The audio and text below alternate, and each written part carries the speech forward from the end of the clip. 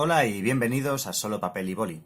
En este vídeo vamos a ver unos sencillos ejemplos y la teoría de las combinaciones y la probabilidad. Bueno, para entendernos, el típico problema de baraja de cartas que nos ponen en cuestiones probabilísticas. La baraja típica que nos ponen en estos problemas contiene en total 52 cartas. 13 de ellas son corazones, 13 de ellas son picas, otras 13 son diamantes y otras 13 son tréboles. Total que al final tenemos 13 cartas por cada uno de los 4 palos que contiene dicha baraja. En este típico problema te dicen, supongamos que se extraen 4 cartas totalmente al azar, ¿cuál es la probabilidad de que esas 4 cartas sean ases, por ejemplo, ¿no? Muy interesante si jugáis al póker y cosas por el estilo. O cuál es la probabilidad de que extrayendo 3 cartas al azar, al menos 2 sean corazones, yo qué sé, cosas de ese estilo. Pues bien, vamos a dejar por aquí al lado la baraja. Y antes de nada, vamos a definir las diferentes variables que aparecen en las fórmulas de este tipo de problemas.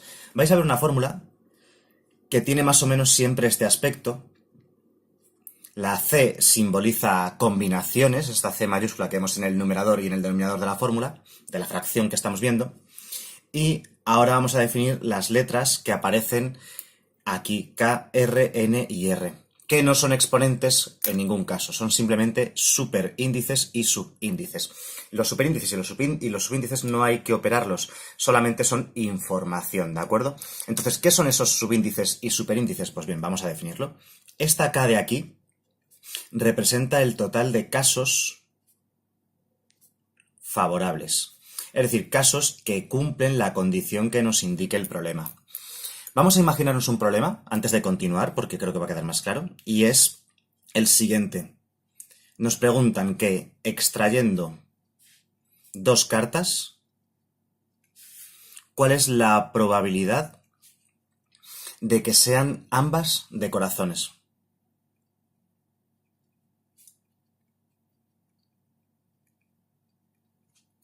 ¿De acuerdo? ¿Cuál es la probabilidad de que extrayendo 2 cartas ambas sean de corazones? Pues bien, en este ejercicio, los casos favorables son que sean de corazones, ambas cartas, ¿vale? Así que, ¿cuántos corazones hemos dicho que hay en una baraja? Hay 13 corazones, así que en este caso, el número de casos favorables sería 13, ¿vale? Porque hay 13 corazones en total, desde el as hasta el rey. Bien, vamos a continuar ahora definiendo lo que es la letra N. N es el número de casos totales.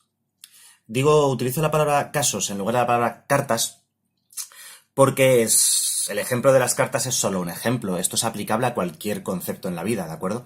Es que con la baraja de cartas pues es muy práctico, muy didáctico y lo utilizan en clase para explicárnoslo. Pero se puede aplicar a cualquier otra cosa, ¿vale? Podemos hablar de una lotería o podemos hablar de cualquier cosa que tenga un contenido probabilístico. Entonces, la N es el número de casos totales. ¿Casos totales en este caso? A ver, en total hay 52 cartas. De esas 52 cartas, que son los casos totales, favorables a mi premisa son 13, a mi condición, es decir, los 13 corazones que hay. Así que N, casos totales, son 52. Vale, y entonces esa R que aparece ahí debajo, la R que tenemos aquí, ¿qué es? Pues la R es simplemente el número de extracciones, que son 2 extracciones para este caso. Pues bien, esta fórmula la vais a ver escrita de la siguiente manera, para este ejercicio en concreto que estamos planteando. Tendríamos superíndice K de la C del denominador, que para este caso es 13. Subíndice R de la C que tenemos en el numerador es 2. Vuelvo a repetir que no es un exponente, es solamente un superíndice, solamente es información, igual que este 2 es información. Y en el denominador tenemos C con superíndice N, que hemos dicho que son 52 cartas en total, el número de casos totales, y de subíndice otra vez la R, que es el número de extracciones, que es 2. Bien, esto es más o menos lo que vais a ver siempre, pero ahora bien, ¿cómo se calculan combinaciones de 13 elementos tomados de 2 en 2? Que es como se lee esto, ¿vale? ¿Cómo se lee esto que tenemos aquí? Se lee combinaciones, ¿vale? La C mayúscula significa combinaciones. Combinaciones de K elementos tomados de R en R, esa es la forma de decirlo. El número de extracciones se dice que es de R en R, ¿vale? Tomando de dos en dos las cartas, extrayendo dos cartas, resumiendo, ¿vale? Así que vuelvo a repetir, combinaciones de 13 elementos tomados de dos en dos, partido, combinaciones de 52 elementos tomados de dos en dos. Esa es la idea, ¿vale? ¿Y cómo se calcula una combinación? Pues una combinación, voy a continuar aquí, a su vez es una fracción. Una fracción un poco extraña. Es una fracción un poquito extraña formada por números que son factoriales. Concretamente la fórmula es k factorial partido k menos r factorial por r factorial. Puede parecer un poco raro. Al principio cuesta aprendérselo, luego no es tan complicado, ¿vale? Es decir, el numerito que tenemos en el numerador va aquí, numerador factorial. Aquí tenemos debajo la diferencia entre ambos números, k menos r factorial. Y luego r factorial, ¿de acuerdo? Vamos a hacer ahora este de aquí debajo, basándonos en esto de aquí, ¿vale? Siguiendo la misma regla. Hemos dicho que el numerador de la c, ¿vale? Esto de aquí, es el que va al numerador factorial, ¿vale? En el denominador tenemos la diferencia entre ambos números, o sea, n menos r, todo ello factorial. Y luego tenemos el denominador, bueno, en el denominador tenemos el subíndice r, ahí está. ¿De acuerdo? Así que siempre el numerito de arriba, el numerito del superíndice, se pone aquí factorial, ¿vale? Igual que hemos hecho aquí. Y luego, en el denominador de la fracción, tenemos la diferencia entre ambos números, en este caso k menos r y en este caso n menos r, por r factorial, que es el subíndice. Siempre es exactamente igual y al final, en cuanto haces 3 o 4 ejemplos, pues te lo aprendes de memoria. Vale, entonces nos va a quedar numerador. Y dentro del numerador, 13 factorial partido 11 factorial por 2 factorial. Y luego en el denominador tenemos otra fracción cuyo numerador es 52 factorial partido n menos r, o sea, 50 factorial por 2 factorial. Todos estos factoriales los podemos meter en la calculadora y operar. Hay un botoncito que es en las calculadoras que normalmente pone n factorial, y un factorial es un número bastante curioso. Un factorial es un número, por ejemplo, 52 factorial, lo voy a dejar por aquí debajo aparte para que lo recordemos, sería 52 multiplicado por 51, multiplicado por 50, multiplicado por 49, multiplicado por 48, 47, 47, así hasta llegar a 1. Te sale un número gigantesco. O sea, 52 factorial ahora mismo no lo tengo calculado, pero es un número realmente enorme, realmente tremendamente grande, ¿no? Entonces no os recomiendo meter en la calculadora el valor 52 y dar al botón factorial porque os va a salir un número que se sale de la calculadora. Es gigantesco. Así que tenéis que aprender a hacer un poquito de operaciones. Y las operaciones que vamos a realizar son las siguientes. En lugar de escribir 13 factorial, además, en clase, los profesores, cuando os ponen estos problemas, los van a preparar para que podáis hacer trampa, para que podáis hacer un pequeño truco, más que una trampa, es un pequeño truco. Tú dices, bueno, 13 factorial o 52 factorial van a ser números enormes, pero gigantescos, mucho más grandes de lo que os podéis imaginar. Parece que va a ser pequeño, 13 factorial no será mucho, pues es muchísimo. Y 52 factorial ya ni te digo, o sea, gigantesco. Entonces, siempre está preparado para que se pueda simplificar el factorial del numerador con el del denominador. ¿Cómo? Reescribiendo este número.